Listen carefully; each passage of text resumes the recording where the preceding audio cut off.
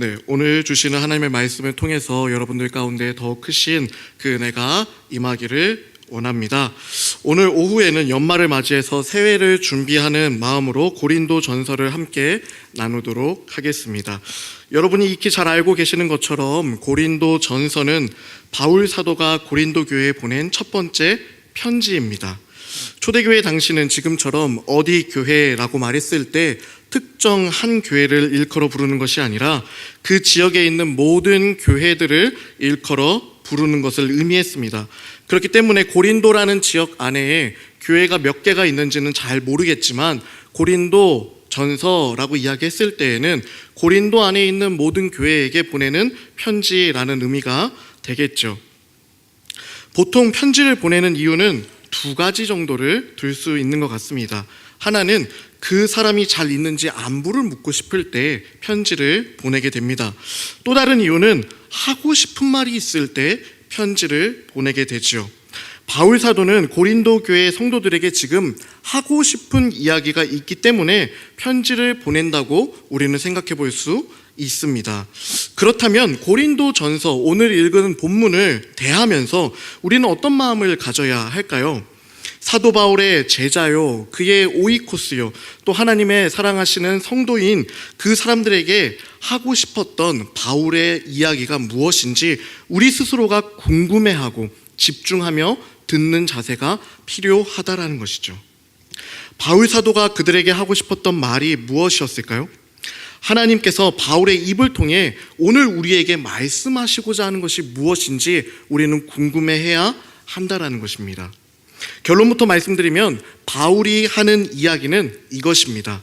너희 삶을 끝까지 잘 이기라 라는 것이죠. 너희의 삶이, 각자의 삶이 얼마나 길지 나는 알지 못하나 그 인생 끝까지 잘 이기기를 바란다라는 것이 오늘 바울 사도가 고린도 교회 성도들에게 또 오늘을 살고 있는 우리들에게 전하는 이야기라는 것입니다. 우리 앞뒤에 양옆에 있는 사람들과 한번 인사해 보도록 하겠습니다. 끝까지 잘 이기시길 바랍니다. 네, 끝까지 잘 이기시는 여러분 되기를 바랍니다. 바울 사도는 한 장소에 머물면서 사역을 할 수가 없는 처지였습니다.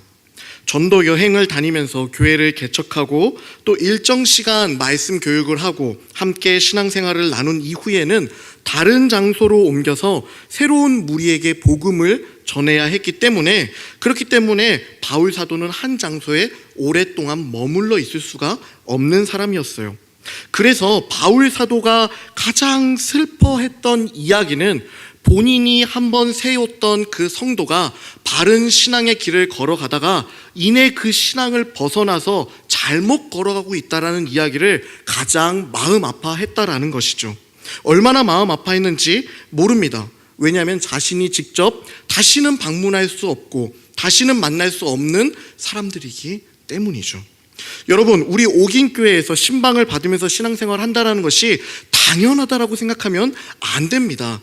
담임 목사님께 신방을 받고 부목사님들께 신방을 받는 일이 얼마나 복된 일인지 여러분들 스스로가 깊이 깨닫는 감사하는 시간 되시기를 바랍니다. 그 복된 일들을 매일처럼 경험하면서 하나님의 마음들이 우리 안에 쌓여갈 텐데 고린도 교회는 그러지 못하였다라는 것이죠. 고린도라는 지역을 조금 설명을 해야 할 것 같습니다. 고대 도시 고린도라는 지역은 항구 도시로 유명했던 지역입니다. 그런데 항구 도시라고 하기에는 조금 민망한 것 같아요. 왜냐하면 고린도는 저기 바닷가, 해안가로부터 7km나 떨어져 있기 때문이죠. 여러분, 저는 본가가 인천입니다. 인천에서 서울 왔다 갔다 했던, 결혼하기 전까지만 하더라도 인천에서 서울까지 왔다 갔다 하면서 생활을 했던 사람이에요. 서울 친구들이 얼마나 놀렸는지 몰라요. 저만 오면은 인천 바다 냄새 난다, 바다 내음이 느껴져, 인천에서는 물고기가 더 싱싱하니? 라고 물어보면서 얼마나 놀렸는지 모르겠어요. 여러분, 인천도 물고기는 홈플러스에서 사 먹습니다. 네. 저희 집에서 바다 보이지 않아요. 저기 시골에서 올라온, 부산에서 올라온 김용재 강도사님 집에서는 바다가 보일지 모르겠습니다. 인천에서는 바다가 보이지 않아요. 아무튼 항구라는 이미지와는 상당히 멀어 보이는 최신 문물로 뒤덮여져 있는 인천이라는 도시도 저희 집도 항구에서 불과 2km 떨어져 있는 지역이었거든요. 그런데 오늘 항구 도시라고 유명해져 있는 고린도는 7km나 떨어져 있다는 것이죠. 그렇기 때문에 7km나 떨어져 있는 그 고대 도시 고린도를 항구 도시라고 부르는 것은 조금 민망한 것 같습니다. 그럼에도 불구하고 고린도를 항구 도시라고 부르는 데에는 특별한 이유가 있습니다. 바로 고린도는 큰 선박으로 상품들을 유통시키는 상업에 종사했던, 즉 선장들이 모이는 도시였기 때문입니다. 바다 사람들이 모이는 도시였기 때문이라고 해요. 그래서 정확히 이야기를 하면 고린도는 항구 도시가 아니라 선장들의 도시다라고 우리는 이해할 수 있는 것이죠. 지금도 그렇지만 당시에 거의 2000년 전에 그 당시에는 선장이라는 직책은 그야말로 부와 명예를 모두 가지고 있는 사람들이었을 것입니다. 자신들의 이름으로 큰 배를 소유하고 있고 그 배에서 일하는 직원들을 데리고 있고 많은 물건들을 옮겨주기도 하면서 직접 팔기도 하면서 큰 부를 누리고 있었기 때문에 그 선장이라는 직업은 그야말로 명예와 돈을 다 가지고 있었던 직업이었을 것이에요. 특별히 이 선장들이 고린도에 모인 이유는 고린도에 있는 고린도 운하를 이용하기 위해서라고 합니다. 원래대로라면 배로 물건을 옮기기 위해서는 펠로폰네소스 반도라고 불리는 저 그리스 대륙을 넘어서 가야 된다고 해요. 둘러서 가야 된다는 것이죠. 그런데 저 가운데 있는 고린도에 위치한 고린도 운하를 통하면 시간도 절약할 수 있고 돈도 절약할 수 있고 아주 편안하게 큰 선박들이 반대편 바다인 에게해로 갈 수 있는 도시였다라는 것입니다. 그렇기 때문에 고린도라는 도시에 바다 사람들이 전 세계를 누비며 명예와 부를 다 가지고 있었던 바다 사람들이 모였다라고 합니다. 그런데 여러분, 바다 사람들의 특징을 아십니까? 인천에 거주하고 있었던 저는 종종 바다 사람들의 이야기를 들어봤습니다. 지금도 물론이거니와 그 옛날 사도 바울 시절에 활동했던 어업으로 활동했던 바다 사람들은 지금 바다에 나가서 모두가 돌아오리라는 보장을 받지 못한 상태에서 어업을 이루었다고 해요. 한마디로 바다가 위험한 지역이었다라는 것이죠. 10명이 나가서 10명이 그대로 들어오리라는 법이 없었던 곳이 바다라는 굉장히 위험한 일이었다고 합니다.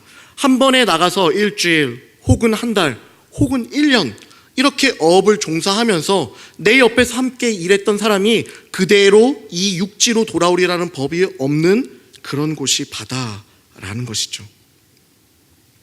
그렇기 때문에 바다 사람들이 육지에 돌아와 머물 때는 엄청난 유흥을 즐긴다고 합니다. 한번 나갔던 바다에서 다시 돌아오리라는 법이 없기 때문에 지금 내가 즐기는 이 즐거움이 내 평생 마지막인 즐거움인 것 마냥 생각하기 때문에 바다 사람들은 육지로 돌아올 때마다 그들이 참고 참았던 모든 쾌락을 누리며 모든 유흥을 즐겼던 사람들이라고 합니다. 항구 옆에 유독 유흥가가 많은 이유가 이것이고 고린도가 고대의 그런 도시였다라는 것입니다. 고대에 흥왕했던 도시 고린도, 전 세계에서 손이 좀 크다고 이야기하는 뱃사람들이 모두 모이는 도시 고린도, 오늘이 인생의 마지막인 것 마냥 쾌락을 즐기는 그런 도시가 고린도. 지금도 고린도 유적에 가면은 이루 다 말로 표현할 수 없을 것 같은 그런 향락을 즐겼던 증거들이 엄청나게 많이 남아 있습니다. 2000년이 지난 지금까지도 말이죠. 그 중심에 고린도 교회가 있습니다. 세상이 끝날 것처럼 쾌락으로 흔들리고 그 지역 중심에 고린도 교회가 서 있다는 것이죠. 주위에 있는 모든 사람들은 쾌락을 즐기는 때에 그 도시 가운데에 고린도 교회가 있었다는 것입니다. 신분의 귀천을 떠나 재산의 크기를 떠나 주인과 노비가 함께 예배를 드리고 귀족과 천민이 함께 예배를 드리는 그 아름다운 교회가 그 고린도 지역에 있었다라는 것이죠. 고린도 교회가 어떤 교회였는지 바울의 첫 인사를 통해서 우리는 증거해 볼 수 있을 것 같습니다. 고린도전서 1장 5절에서 7절 말씀인데 우리 한번 같이 읽어볼까요? 이는 시작.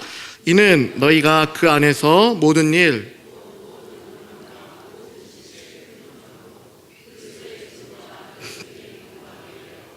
너희가 모든 은사에 부족함이 없이 우리 주 예수 그리스도의 나타나심을 기다림이라.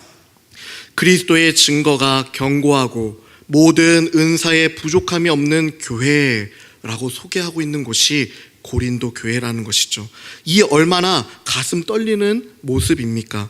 세상은 어지럽게 돌아가고 있지만 각자의 쾌락을 쫓아 달아나고 있지만 그 가운데에 모여 신앙을 지키고 있는 모습이 얼마나 아름답습니까?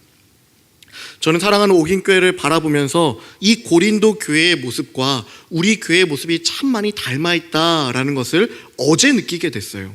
어제 집에 가려고 퇴근을 하려고 앞에 딱 나갔는데 시위하는 사람들이 얼마나 많은지, 집에 운전해서 가야 되는데 길이 막혀서 갈 수 없는 모습을 보면서 세상은 이렇게 요란한데 이 가운데에 신앙을 지키고 살아가는 우리 아름다운 옥인교회의 모습이 고린도 교회의 모습과 참 많이 닮아 있다라는 생각을 설교를 준비하며 퇴근을 하며 생각을 해볼 수 있었습니다. 그런데 이 교회가 끝까지 그 믿음을 잘 지켰으면 얼마나 좋을까요? 고린도 교회는 자신들을 통하여 하나님이 나타나셔서 그의 살아계신 영광을 보일 수도 있었지만 이내 교회 안에서 크고 작은 문제들이 나타나게 됩니다. 바로 당파를 짓고 서로 시기하고 질투하고 인정하지 않고 은근히 자신의 이익을 찾는 이런 일들이 일어나기 시작했다는 것이죠. 여러분, 교회 안에 세력을 가르는 일들이 있다면 그것은 철저히 비성경적인 일이라는 것을 염두에 두시기를 바랍니다. 하나님의 이름을 들먹이면서 이것은 옳고 저것은 그르다고 굳이 가르며 성도들이 하나가 되지 못하도록 하는 일은 비성경적인 일이라는 것을 우리 마음 가운데에 기억해 두어야 할 것입니다. 이러한 소식을 들은 바울 사도는 오늘 애타는 마음으로 편지를 보내고 있는 것이죠. 끝까지 이기라 라고 말입니다. 신앙의 처음 모양이 참 중요하지만 더 중요한 것은 믿음의 그 바른 모양을 마지막까지 지켜나가는 것인 것 같습니다. 예수님께서 이렇게 말씀하셨죠. 마가복음의 이야기입니다. 사람이 만일 온 천하를 얻고도 자기 목숨을 잃으면 무엇이 유익하리요. 믿음을 지키는 것이 얼마나 중요한 일입니까? 우리가 믿음을 한번 가졌다 하더라도 그 믿음 끝까지 지키지 못하면 우리의 목숨이 달아난 것 같은 그런 두렵고 떨림이 남아있다라는 것이죠. 그렇기 때문에 사도 바울은 성도가 마지막까지 믿음을 잘 지키기를 강조하며 24절의 말씀을 우리에게 이야기하고 있는 것입니다. 함께 읽어보겠습니다. 운동장에서 다름질하는 자들이 다 달릴지라도 오직 상을 받는 사람은 한 사람인 줄 너희가 알지 못하느냐. 너희도 상을 받도록 다름질하라. 여러분, 고대 올림픽에는 1, 2, 3등이 없었다고 이야기를 해요. 오직 단 한 명, 1등만이 월계관을 머리에 쓸 수 있는 영광을 받았다고 합니다. 사도 바울은 지금 24절에 이야기하면서 예전의 올림픽을 빗대어 우리들에게 이야기하고 있는 것입니다. 많은 사람들이 있지만 열심히 달려갔던 그 한 사람의 열심처럼 우리가 너희가 믿음을 좀 지켰으면 좋겠다라고 말이죠.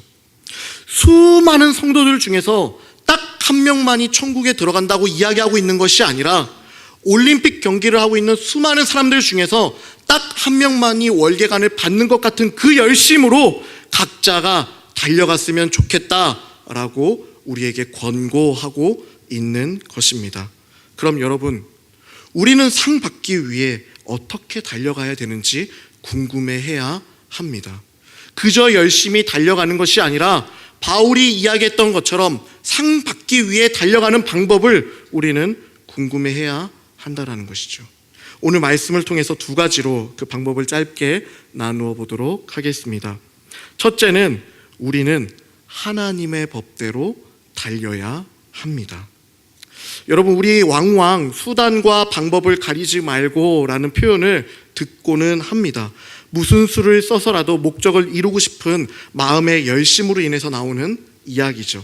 하지만 여러분, 올림픽에서 월계관을 쓸 수 있었던 단 한 명의 사람은 올림픽의 규칙을 잘 지킨 사람인 줄로 압니다.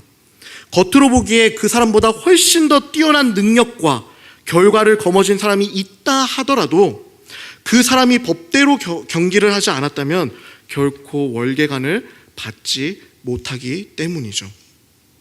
우리는 하나님 나라 안에서 끝까지 믿음을 잘 지키기 위해서 달려가는 경기자입니다. 그렇기 때문에 우리는 하나님의 법을 지키며 달려가야 하는 것이죠. 사사기에 이렇게 이야기하고 있습니다.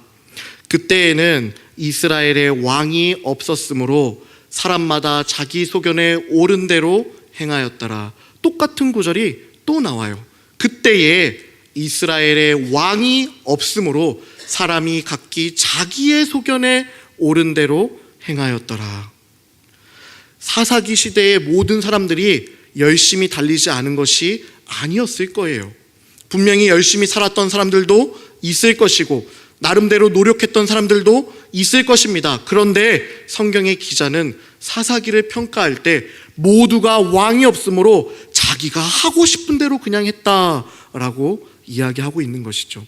하나님의 법을 지키는 것이 얼마나 중요한 것인지 기억해야 된다는 것입니다. 여러분, 법을 몰랐다고 하면 그냥 넘어갈 수 있을까요?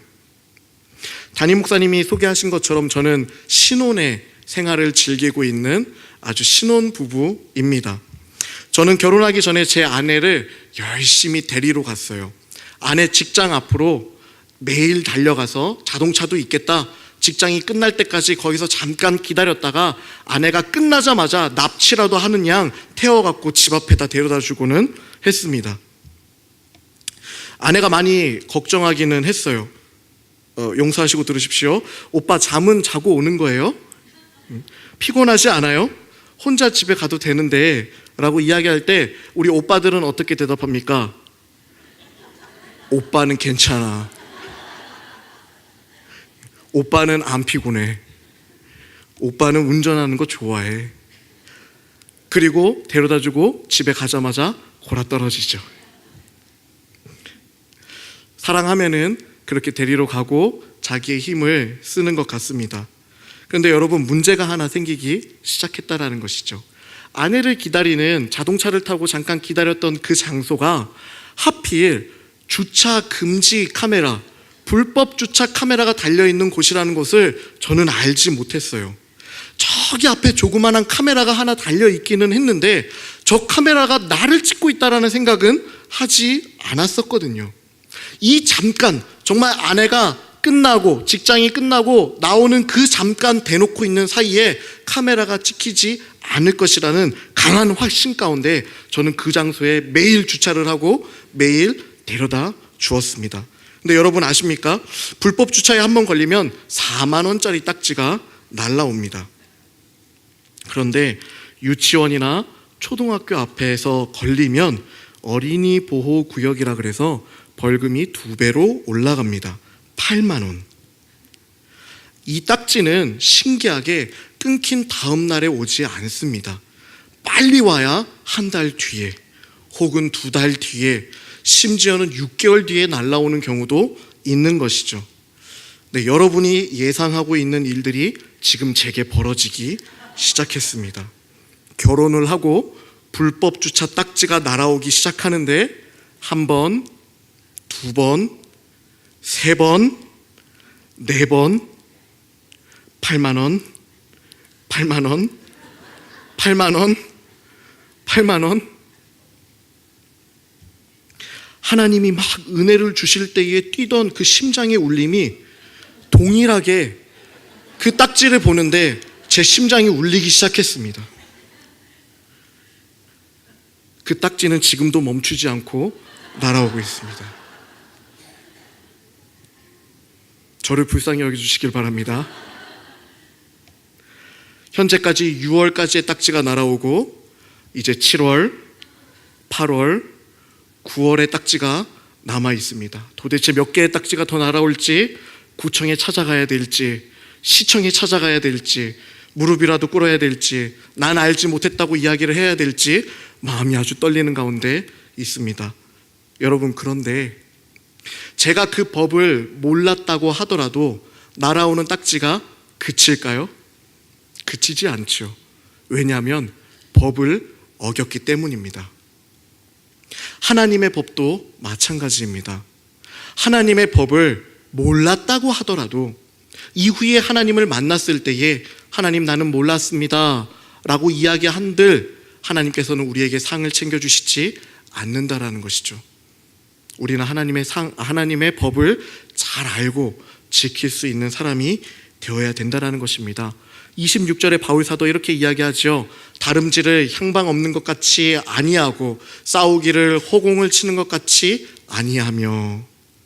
달리기 경기를 하는데 열심히 달렸지만 결승점이 아닌 곳으로 달려가거나, 권투 경기를 하는데 상대방을 때려야 하는데 상대방이 아닌 허공을 치고 있다면 우리는 어떻게 승리를 이룰 수 있겠습니까? 아무리 열심히 한다 하더라도 법을 제대로 알아야 한다는 것이죠. 하나님의 법을 제대로 알기 위한 방법은 여러분, 감사하게도 딱 하나밖에 없습니다. 무엇일까요? 하나님의 말씀을 귀 기울여 듣는 것. 하나님의 법은 기도만 한다고 알 수 있는 것이 아닙니다. 그저 열심히 한다고 알 수 있는 것이 아니라는 것이죠. 오직 하나님의 말씀인 성경을 제대로 듣고 읽고 묵상할 때라야만 우리는 하나님의 법을 제대로 알 수 있습니다. 여러분이 담임 목사님의 설교를 때때마다 더 진중한 마음으로, 더 무거운 마음으로 집중해서 들어야 하는 이유가 여기에 있는 것입니다. 세상에 많은 교회가 있고 세상에 많은 목회자가 있지만 모든 교회와 모든 목회자가 하나님의 말씀만을 강조하며 하나님의 말씀만을 우선시하며 하나님의 말씀만을 그대로 전하고자 노력하는 것은 아니기 때문이죠. 옥인교회에서 담임 목사님이 바른 말씀을 전해주실 때 집중하며 귀 기울이며 그 말씀을 매일처럼 나의 말씀으로 받을 수 있는 여러분 되시기를 축원합니다. 부교육자들이 전해진 그 말씀이 꽃 피울 수 있도록 열심히 노력할 때에 그 말씀 정말 꽃 피울 수 있도록 함께 노력할 수 있는 여러분 되시기를 축원합니다. 말씀을 들을 때마다 하나님의 법을 닮아가기 위해, 하나님의 법을 알기 위해 우리가 잘 받을 수 있어야 되는 것 같습니다. 지겨운 말씀, 똑같은 말씀이 아니라 오늘 주시는 하나님의 말씀을 통해 하나님의 법이 무엇인지 알아가는 우리가 되어야 된다는 것이죠. 나이의 많고 적음을 떠나서, 경험의 양을 떠나서, 일 처리하는 방식을 떠나서 하나님의 말씀 앞에 모두가 겸손히 머리를 숙일 수 있어야 될 것 같습니다. 하나님의 법이 우리 안에 바로 세워질 때에 하나님의 법은 우리가 바르게 살아갈 수 있는 길을 알려줄 것이고 세상은 결코 교회를 무시하지 못하게 될 것입니다. 지역과 사회 속에서 교회에 함께 하시는 하나님이 드러나시게 될 것입니다. 둘째, 우리가 상받기 위해 달려가야 하는 방법 두 번째는 우리는 절제를 해야 한다라는 것입니다. 본문 25절 말씀입니다. 함께 읽어보도록 하겠습니다. 이기기를 다투는 자마다 모든 일에 절제하나니 그들은 썩을 승리자의 관을 얻고자 하되 우리는 썩지 아니할 것을 얻고자 하노라. 열심히 산다고 다 되는 것이 아니라고 성경은 또다시 이야기를 하고 있습니다. 세상에 예수 믿지 않는 사람들도 얼마나 열심히 살아가는지 몰라요. 제가 아직 교회 근처로 이사를 오지 못했기 때문에 저희 집인 해화동에서 새벽 기도를 하기 위해서 자동차를 타고 여기까지 운전을 해서 옵니다. 얼마나 일찍 나오는지 몰라요. 여러분, 새벽 기도 다 오십시오. 열심히 아침에 일찍 일어나서 운전을 해오면 도로에 차가 얼마나 많이 있는지, 아니 이 사람들은 새벽 기도도 가지 않으면서 어디를 이렇게 가는 거야? 라는 생각이 들 만큼 도로에 얼마나 많은 차가 있는지 모릅니다. 예수 믿지 않는 사람들도 열심히 산다라는 것이에요. 얼마나 열심히 사는지 몰라요. 그런데 열심히 하는 것보다 중요한 것은 무엇을 향해서 가고 있는지를 잘 알아야 된다라는 것이죠. 본문 27절을 마지막으로 한번 같이 읽어보도록 하겠습니다. 27절입니다. 내가 내 몸을 쳐 복종하게 함은 내가 남에게 전파한 후에 자신이 도리어 버림을 당할까 두려워함이라. 사도 바울은 우리가 살아가는 이 열심 가운데에 절제함으로 인해서 우리가 지금 어디로 가고 있는지 살펴보자라고 이야기하고 있는 것이죠. 우리가 힘을 내서 우리의 몸을 움직이고 있는데 이 움직이고 있는 몸을 어떻게 움직이고 있는 것인지, 어디로 움직이고 있는 것인지 절제하며 한번 살펴보자라고 이야기하고 있는 것입니다. 여러분, 절제라는 것은요, 내가 하나님과 관계가 멀어진다고 하여서 지금 하고 있는 일을 다 내려놓고 하나님 만나러 들어가는 것이 아닙니다. 절제라는 것은 내가 하고 있는 일을 다 멈추고 아무것도 하지 않고 하나님만 생각하는 것이 절제가 아니라는 것이죠. 절제는 멈추는 것이 아니라 내가 하나님의 법 안에서 잘 달려가고 있는지를 겸손한 마음으로 살펴보는 것입니다. 그렇기 때문에 절제하기 시작하면 주위의 사람들이 보이기 시작합니다. 나의 이런 행동이 다른 사람의 마음을 상하게 하지는 않을지, 나의 이런 행동이 연약한 믿음을 가지고 있는 저 사람의 믿음을 꺾지는 않을지, 절제하기 시작하면 내 주위에 있는 사람들의 마음과 내 주위에 있는 사람들의 환경이 내 눈에 보이기 시작한다는 것이죠. 절제할 때라야만 사람들을 볼 수 있게 되는 것입니다. 그래서 기독교는 양면을 가지고 있는 종교라고 이야기를 합니다. 다름질을 하면서 절제를 할 줄 알아야 되고, 열심을 내면서도 잠잠할 줄 알아야 한다라는 것이죠. 사랑하는 성도 여러분, 말씀을 맺도록 하겠습니다. 우리 상 받도록 열심히 달려갑시다. 상 받도록 우리의 인생 끝날까지 열심히 달려갑시다. 하나님이 값없이 주신 이 믿음을 열심히 지켜나가며 곧 만날 하나님께 내가 이렇게 열심히 하나님의 법 안에서 달려왔다고 자랑할 수 있는 여러분들이 되시기를 축원합니다. 하나님의 영광이 우리를 통해서 드러나고 하나님의 영광이 우리가 봉사하는 곳곳마다 드러나며 하나님을 알 수 있는 일들이 이 지역과 사회 가운데 옥인교회 때문에, 우리 성도님들 때문에, 나 때문에 일어나는 일들이 일어나기를 소망하시기를 바랍니다. 한 사람 빠짐없이, 단 한 명 빠짐없이 그렇게 살아가기를 축원하며 기도하겠습니다.